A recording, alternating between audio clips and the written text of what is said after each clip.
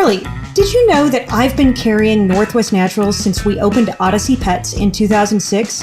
And I've been feeding it to my Brussels Griffon, Vinny, since he was only 11 weeks old. That's amazing, Sherry. And you know, I love how Northwest Naturals is new and improved with real whole ingredients. No synthetics, and that includes all of their products, freeze-dried, raw, toppers, and treats. That's one of the reasons why Northwest Naturals is so special. Every formula is made without shortcuts in a family-owned and operated plant in Portland, Oregon. That's right. With over 70 years of experience, it's all done in their USDA facility, never third party. Combine that with their support for independent retailers, and you've got a brand worth trusting. Northwest Naturals, real food, real support. Learn more at nw-naturals.net. And right now, Northwest Naturals is offering an extra 5% on GAP ISOs for current clients, plus an extra 5% on any new ISO for new clients. Just use promo code PetShopGirls.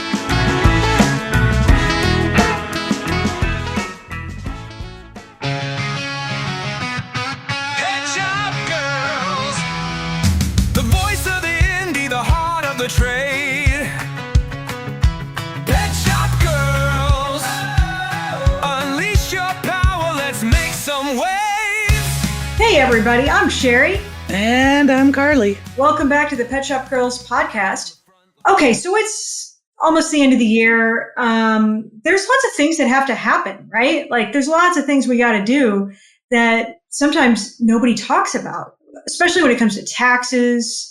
You know, like, so before you grab your peppermint latte and start thinking about your staff party, let's talk about what smart pet store owners do before December 31st to end the year strong and begin the new year right. I think too, even before we get started about how this is so important at the end of the year, I think that this is important all year round. But I will be the first to admit that when it comes to expertise in the management of the financial health of my business, you will find me in the corner of my store in the fetal position going, I don't want to. Me too. No, me too. For reals. So that's why I got a new bookkeeper. I got a new CPA. I've got the right people in my corner to help me navigate this. You have to. And I think you have to, because none of us ever got into the pet industry and started our businesses because we thought, I can't wait to crunch the numbers and review journals and ledger. Like nobody ever did that. So we need to have the people that numbers are their jam, right? Like it is not my jam to sit there and figure out taxation and all of the unfun financial nonsense. I sit there with my spreadsheet of sales, and I love to scrunch those numbers. I love that part. But when you're like, well, what are your expenses? Don't ask me those questions. I don't want to know about that. I just want to know about how much money's coming in. But that's my point, right? Whether you're a groomer, a dog walker, a pet store owner, a trainer, a boarder, a vet, it doesn't matter. You never, ever started your business to think, I cannot wait to dive into my financials. Like nobody does that. Yes. And I haven't really paid attention to it. There's 4 partners in my business. So my other partners have taken care of it for a long time. And I'm just now doing some research on it and figuring out like, how can we optimize this? Because in the past couple of years, we had to pay a lot in taxes that we probably didn't have to because we didn't categorize things right. We didn't take the proper deductions. And again, nobody tells you about these things. Yeah. So I have actually found it kind of fun a little bit to figure out what deductions can I do legally to make my profit higher and pay the government. You guys, Sherry's other idea of fun is pulling out her own toenails with pliers, because that's about how fun finances sound to me. But it is true. Like when you talk about getting the right people, and now you have the right people in place. When I first opened, and everybody told me, like, it's very important that you get a really good accountant, a really good bookkeeper, whatever that is. And I thought I had, and I didn't. So the first one was just bad. The second one was awful.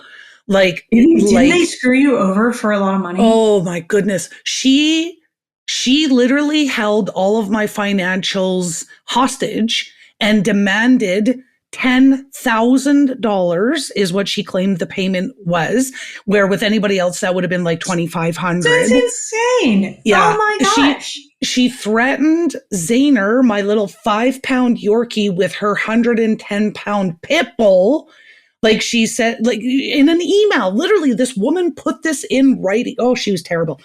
Anyways, so it is super important. I now have an amazing accountant and bookkeeper, and she's great, right? Like when I just came from Dallas, Texas. When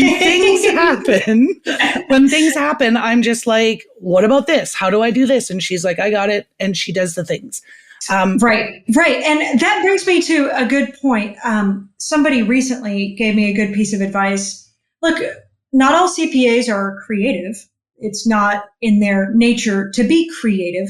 So if you have an idea about how you could restructure things to possibly save money, bring it to their attention. Yes. And then they'll be like, oh, yeah, we can do that, or we can't do that, or they're not going to think of it. You've got to bring the idea to them. Yeah. But the other point here is at the end of the year, our number one tip here is you need to be meeting with your CPA and your bookkeeper before the end of the year. Mm-hmm. Like a friend of mine too, and again, not in the pet biz, but in business nonetheless. She was a business owner, and again, not her forte. Numbers was not why she got into business. That wasn't her business. And for years and years and years, she struggled, and she was mismanaging the finances. And finally, she ended up actually hiring like her CPA, or I don't know exactly if he was a money dude. And she hired him, and she basically said, it is now your job to manage the finances in my business. Like that's what floats his boat. So use his expertise. So she paid him, I don't know, I think it was $800 a month. She paid him. But now when the tax man came calling saying, you owe us this much money, he was the guy that had to deal with it. Exactly. He was the guy that had to make the payment plans. And he was the guy that also, here's what scared me about that, is he was also the guy who said what she could or could not buy based on the money that they did or did not have. And that's the part that I'm like, oh, but what if I'm somewhere and I see something cool that House of Paws needs, like I don't know, life-size gumball machine that is $2,000. I do want one of those. Yes. Right? And what if your finance guy said, no, Sherry, you can't have that? That's what scares me. Well, then maybe that's a good business decision to hold off. I know. But let's say you had a good year and you're coming out ahead, and to decrease the amount of taxes that you would pay for your profit, if you need to buy some of those pieces of equipment or have things repaired before the end of the year, or say you need a new vehicle, now's the time to do that. Yes. To decrease how much it looks like you made on the books. Yep. It's so in Canada, it is slightly different. And again, please do not take any of my advice as expertise, because I am only going based on what I know in my own business and what I know that I have to do. Like one of the things when I first opened, I was literally going to document the steps for a brand new business owner in my province. Anyways, it's probably different across the country, but even just to pay the government the taxes that I was supposed to pay, it was so hard to set up. How did I end up doing it? I went to other business owners because I was like, the banks can't help me. The government can't help me. Nobody seems to be able to help me, but everybody wants this money and I don't even know how to pay it. You know who can help you now? ChatGPT. Retail smart guy. Oh, ChatGPT. Well, and Retail Smart Guys, like they have helped me. I've only been working with them for the past 4 months, but I will say my bank account has gotten bigger, and I just go to them with issues that's happening in my business on a day-to-day basis, and they always seem to help somehow. I love that though. I love that you're seeing such positive results, especially because I mean, if you didn't hear about it in the episode, or I think we did an ad for them as well. Like, they are offering a free, valued at $1,500 analysis of your business to see if they can help you too. And I know that every time Sherry and I talk, and she keeps saying that like her bank account keeps going up and up and up. And I keep saying it is on my list of things to do, to call Retail Smart Guys. Well, do you want to make more money? I know, right? I kind of do, because this is why we're talking about this. Yes, and inventory is something else you do need to look at the end of the year, and because at least in the U.S. you pay taxes on your inventory, so you want to deplete it as much as possible before the end of the year, and then you do your count, and then you report how much you've got, and then you got to pay taxes on that. Anyway, and it is, sorry, I was just going to say. No, you guys don't do that, right? We don't do that. And that's why I was going to say it's so important to actually work with somebody who does understand the taxation laws in your country. Because when I first opened House of Paws, and all of the kind of like group coaching that I was a part of was all in the States. And so they kept talking about this, right? Like you have to deplete your inventory as low as possible. I actually remember a post, because we were in the same group. I remember a post. You were like, "Oh my gosh, we have to deplete our inventory at the end of the year." Like, and you had big, giant, googly eyes. I actually remember you. Like, and I had never heard of that, right? But here I am.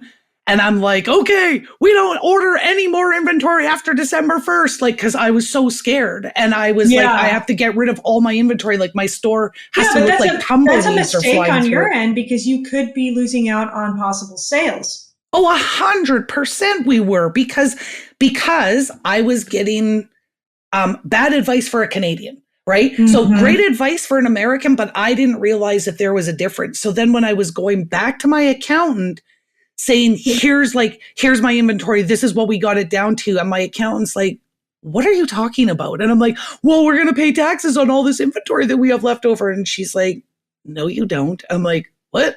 Because everything that I had been learning from all of the American coaches I was listening to, I mean, and how would they know? Right? They coach in America. Right. So how would they know that it was different? I didn't realize that the Canadians didn't do that. We do things differently up here in the North. We do things differently. Back to Retail Smart Guys, just real quick, because before we started recording, I was telling Carly that numbers are not my thing. And so they do all the numbers for me, and they give me these spreadsheets. They go through the spreadsheet with me and explain things. Well, apparently I needed more toys.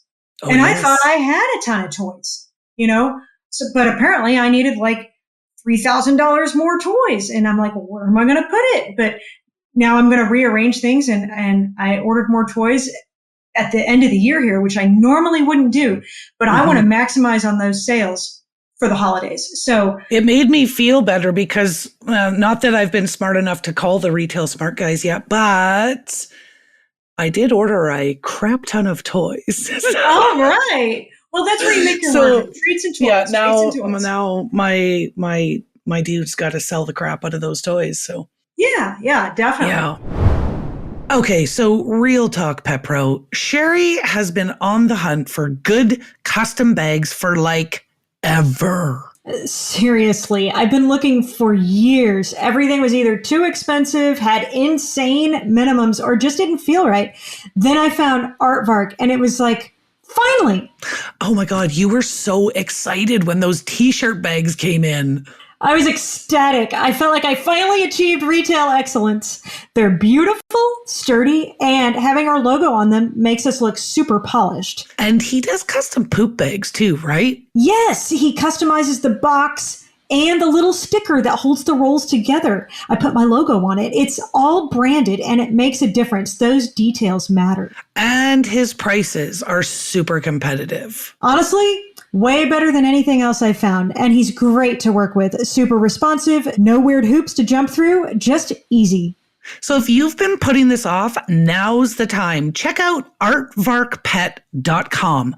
You'll thank us later. That's ARTVARK pet.com. And if you want a $600 design pack for free, and to avoid those pesky setup fees, plus get 10% off your first order. Be sure to mention the Pet Shop Girls sent you. Speaking of inventory, let's talk about reviewing your services and products pricing. Yes. Because that's a good thing to do at the end of the year as well. I think, okay, if you've been around the block a few times prior to COVID, and I had very limited experience prior to COVID. However, I noticed that increases from our manufacturers typically came out in January. Now they come out weekly. So Yeah. keeping up to date to make sure, and I do this regularly now because there are so many price increases that I feel like I'm not even keeping up with them. So every once in a while we go back and we check, are we charging the right amount for the price that we have to pay to get this in? And sometimes we're not. And that means that we have to implement our price increases. But this is a good cleanup tip at the end of the year. Your POS system should have a price review check type thing going on. Or you could go department by department. Like, we're even raising our prices, our margins by like 5% on certain departments. Mm-hmm. So like our freeze dried, we raised it by about 5% because we realized we just weren't making enough margin in comparison to other retail stores in the industry. So there's that. And then also services. Services always go up. And we usually raise our prices in January. We're talking grooming, boarding, daycare. And what we do is we call around to other local businesses that are similar to us just to see where we land with things. Mm-hmm. Anyway, you want to get this done before December 31st so that you have enough time to order your flyers, order your signs, order whatever you need to order and have it ready to go on January 2nd, if you're closed on the 1st. Yep. So get your prices set, get your materials ordered. And maybe, I don't know, maybe an actual finance guy would smack me in my lips for saying this, but I would think that if you were kind of doing that overhaul to services, that maybe it warrants also an email to your customers just to say, hey, it's a new year. There's new things shaken out. And just so that they're not shocked when they walk in. I mean, not like it's going to be huge. That's part of your marketing materials too. Yeah, we usually put a little sign out by the register, and I have ChatGPT help me come up with the right wording to make it sound more pleasant than what it is. I was going to you said more pleasant. I was going to say less sherry-ized, where it's like, it's now this. This is how much it is. Suck it's it. A new year. It's new prices. Biatch.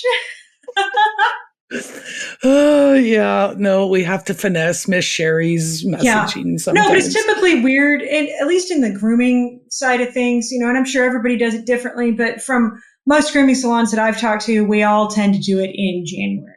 Well, and you have to think about too, like, and again, maybe this is a Canadian thing and not in a US thing right now, but since I've been in business, every October, our minimum wage goes up, which means that my wages go up every year, right?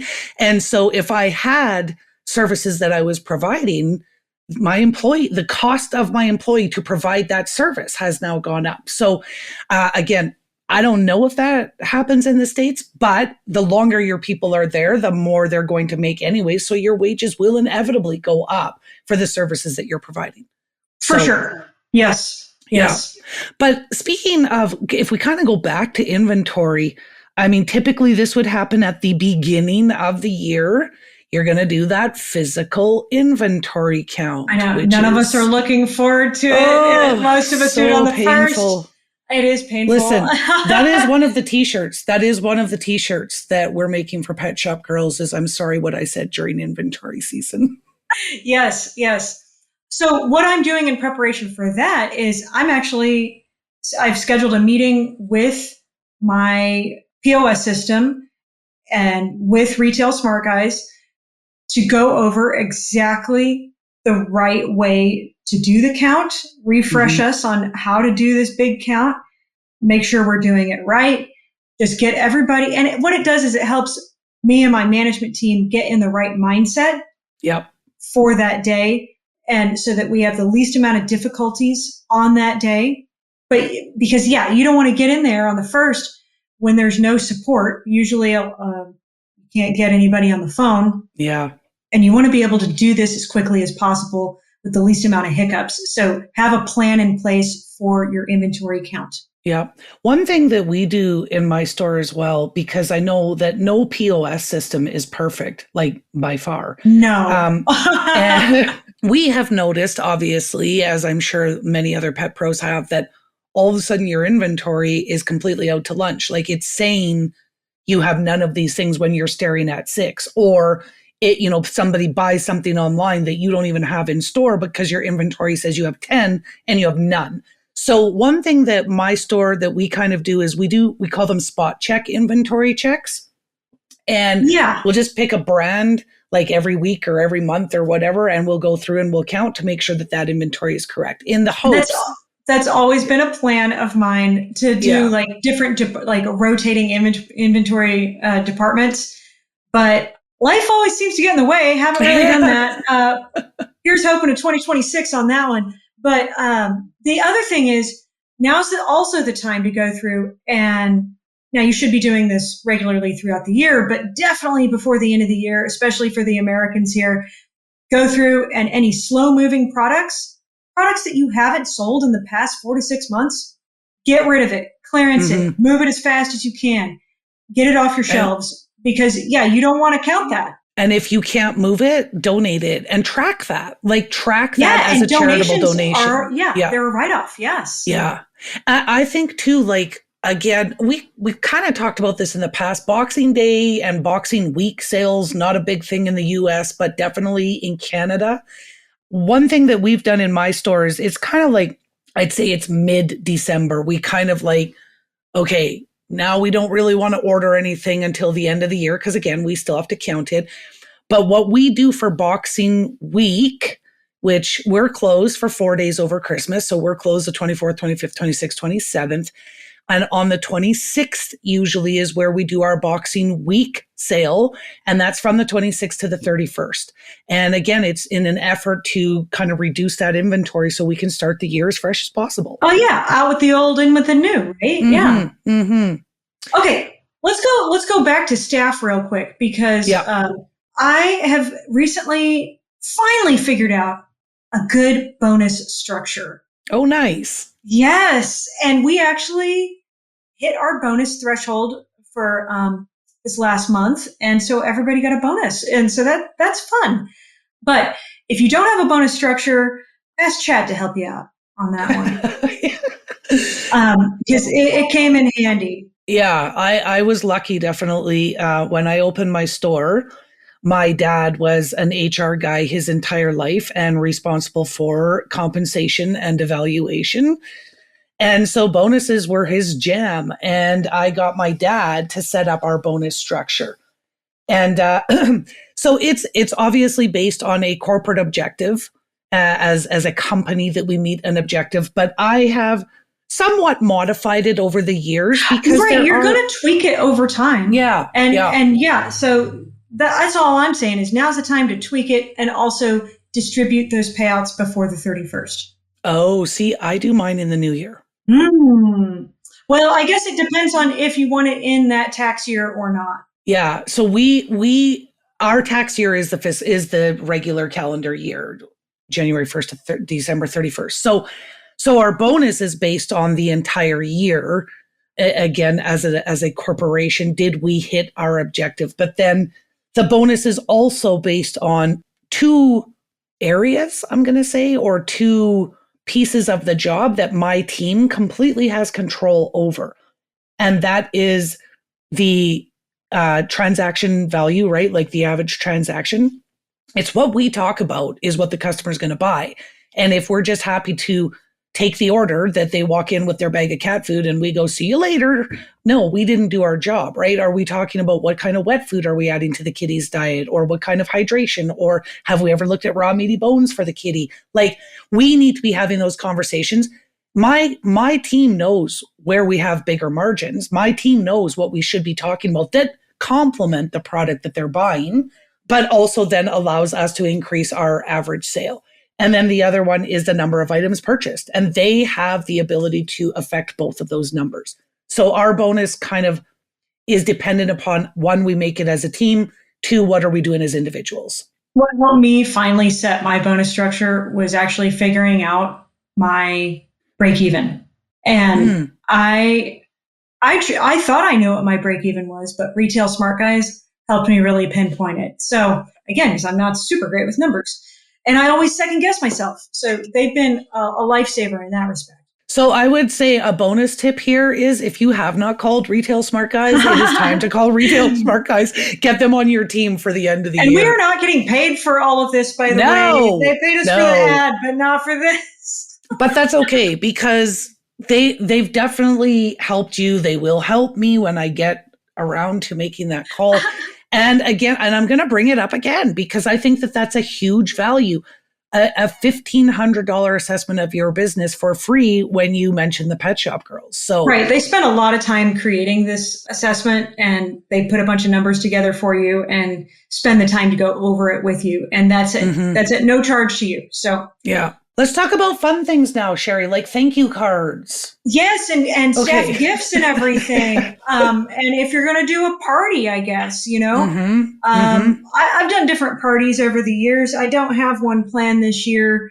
One year, I rented out an entire nail salon and did mani-pedis. Well, you could choose a mani or a pedi. Okay. And the whole staff got a mani or a pedi. That was that's fun. Interesting. Yeah. That was super fun. Yeah. Yeah. But yes, I do write handwritten cards for each one of my staff members at the end of the year. I also make little stockings for them. I've already ordered my gifts. I like to get gifts that are customized with our logo on it. So this year I was way ahead. I ordered it in July. You can't talk about it though. What if they listen? You can't say what the gift is.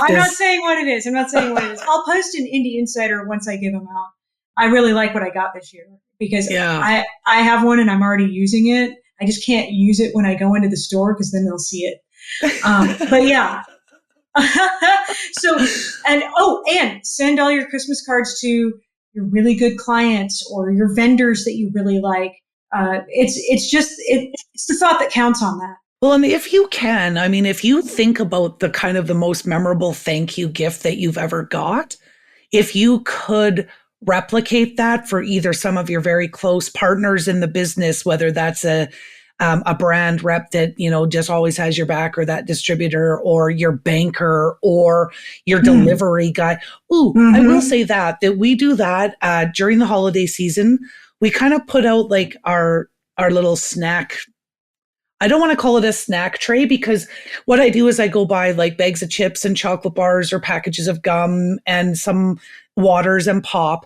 And we put that out in the store for all of our delivery guys. So when they're coming and going, whether they're dropping off packages or picking up packages, we have something for them because it's their busy time too. So that's kind of our thank you to our delivery guys all year round. Oh, that's so nice. Yeah. Yeah, sometimes we can be. So look, with all the holiday stress and all the things to think about, it's difficult to remember all of these things. I actually started a spreadsheet on our Google Drive with Christmas cards that I sent.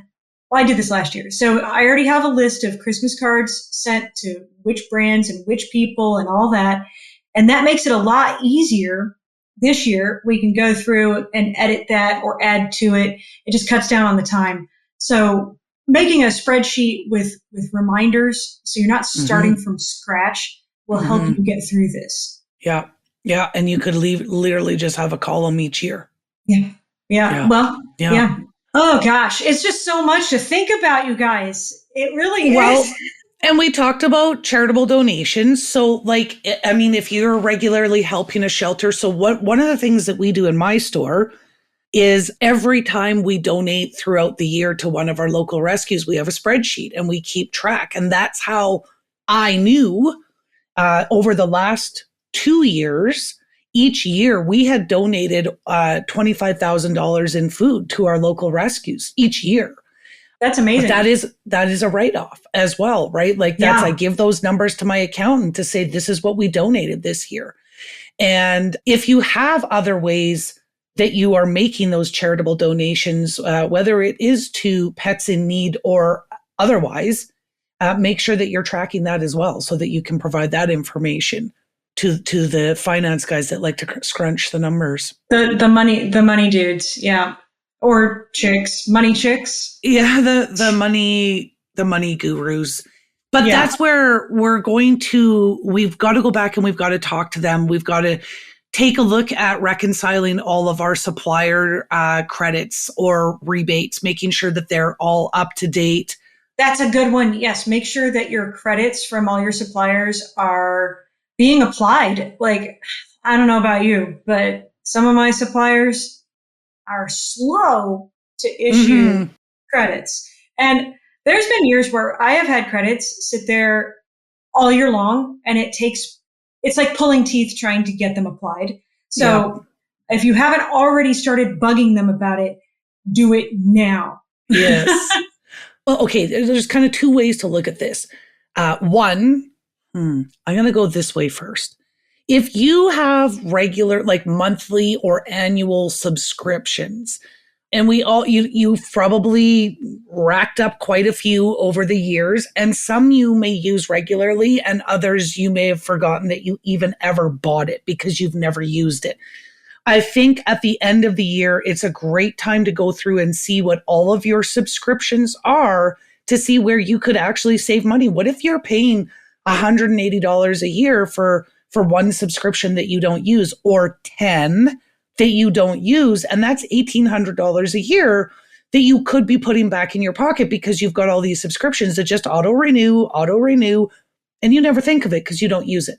Now, on the other side of that, if there are things that you do use, or licenses or things like that that you need to renew, this is the time to make sure that everything is renewed so that you're ready to go into the new year, right? Like if there was some sort of a license that you needed to be a daycare and you need to manually renew that, make sure that you do that so that January 1 comes and you're ready to keep doing business. Exactly. The only thing I would like to add is, if you haven't planned out at a high level your 2026 promos, events, and sales.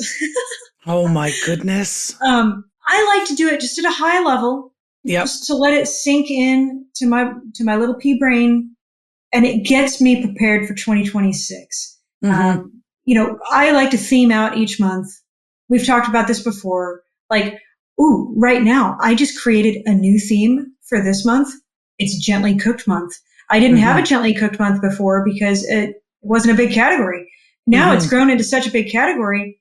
I use these themes to help educate my clients and just highlight certain products, I guess. Certain sections throughout the year, and then I run sales on it too. So anyway, I like to kind of pencil that in for 2026. If you haven't already done that, now's the time. I'm thinking one more thing that I kind of do at the end of every year is I go into my Google My Business and I make sure that all of my days that I'm closed, because we're closed on stats, I make sure that all of that is entered into Google My Business so that I don't have to worry about it for the whole year. But I go in and I plunk all the stats in that we will be closed on those days. But I think that it's also a good time, maybe while you're doing things like that, take a look at your own website, take a look at all of your social media platforms to make sure that you're, and take a look at, like, if you sell online or if you're sending your weekly email and you include your store hours in there, is that all up to date and accurate based on the hours that you will have for 2026? Because if your hours are consistent, great. You probably don't have a lot to change. You just have to update Google My Business. If your hours have changed or you may be changing them, then this is the time to make sure that everything going forward. And I say if you sell online, because you always get that confirmation email, right? Somebody orders online and they get a confirmation email. In our confirmation email, it basically says, like, here's when we're available for pickups or deliveries or shipping. So this is the time to maybe check those things to make sure that you've got all of the right hours and information being sent out in all of the different locations. Yours is different though, because you use something. What is it called? You use something that you can update everything all in one place. Oh, for my website, I use NextPaw. Yeah. Yes. So I go into NextPaw and I can update my hours there, and it updates it across everywhere as far as I know. So I just have to do it in one place, which is nice. Yeah. I wanted to go back really quick about like planning for your 2026. go ahead and pencil in some vacations. Mm. For me, if I don't put it on the calendar and I don't pencil that in, then it won't happen. Yeah. So I like to say, okay, in this month, I'm planning like my big trip of the year, or, this month I'm going to do a board meeting, somewhere, blah, blah, blah. So just pencil that in too. That way it's more likely to happen. What is vacation? Yeah. Jeez. No, I would know. say that if you asked me, the only thing that I miss about my corporate job is vacation. But yeah. I know. Carly's been working a lot in her store. Her hiring pool is weak at the moment. Weak. Yeah. So yes, and that doesn't look like it's changing anytime soon, unfortunately. But you know what? I mean, it's a good thing that I love what I do. It just is, you get tired. And we talked about that a couple episodes ago, the holiday hoopla, but it's a real thing all year round. So anyways, Pet Pros, as we started this episode off, definitely we are not financial gurus, but you need to find yourself a financial guru so that you can keep the financial health of your business in check. We actually have a financial guru that we are just trying to coordinate some time with, that hopefully we will have her on the show, and she will come and give us some of those real life tips from the actual financial experts. Right. But hopefully we've prompted you to at least make those meetings with your financial people, and just think about asking the right questions too. And chat has helped me with that a lot. Because again, I'm not a financial person. I don't know what to ask. I don't know, but chat knows a lot of things. And then just remember, I guess, we've talked about Canada and the US, but I know that we have listeners in other countries as well. So make sure that financial expert that you are going to partner up with is an expert in your country and or region, wherever you might live. Yeah, in our state. Yeah. Like it can be state to state different. Yeah. And don't be the goober Canuck like me, who's like, oh my God, running around doing all the things when I learned from American coaches of what I should be doing, and I had to do none of those things. Anyways, hopefully this was helpful. I'm sure you guys got some good tips out of it. I know I've got a checklist here. I've got a checklist that I have made of things that I need to do at House of Paws. We're going to share a comprehensive checklist in our Substack, right? Exclusive content for those Substack subscribers so that they can run away with their own little checklist of how to clean up the year end. Thank you to all our Substack members. We really appreciate you guys. We hope you're getting really good content out of that. And our free Indie Insider Facebook group is also a great place to ask questions to other people who are walking the walk. That you are, yeah. Yeah. So, but Substack is what allows us to keep the lights on. I guess the mic's on. Oh, I'm funny. It's all this financial nonsense. It's got to get out of my head and back to real life. Anyways, Pet Pros, until next time, bye-bye.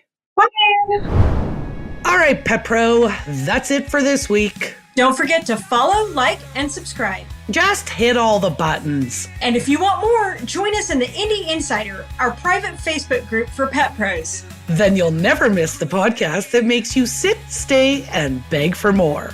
The Pet Shop Girls. Pet Shop Girls. Okay, my Pet Pros, you got a minute? Let's talk about one of my favorite things to talk about. Training. You know how hard it is to keep your team educated on all the different brands you carry. Right? And that is where Retail.pet comes in. It's a free, easy-to-use platform where your staff can learn all about your favorite brands in one place. No more chasing reps or random PDFs or remembering 5 million logins for each brand website. Retail Pet keeps your team sharp, your customers happy, and your sales strong. Exactly. So if you're not using it yet, sign up at Retail.pet. It's made for pet retailers like us.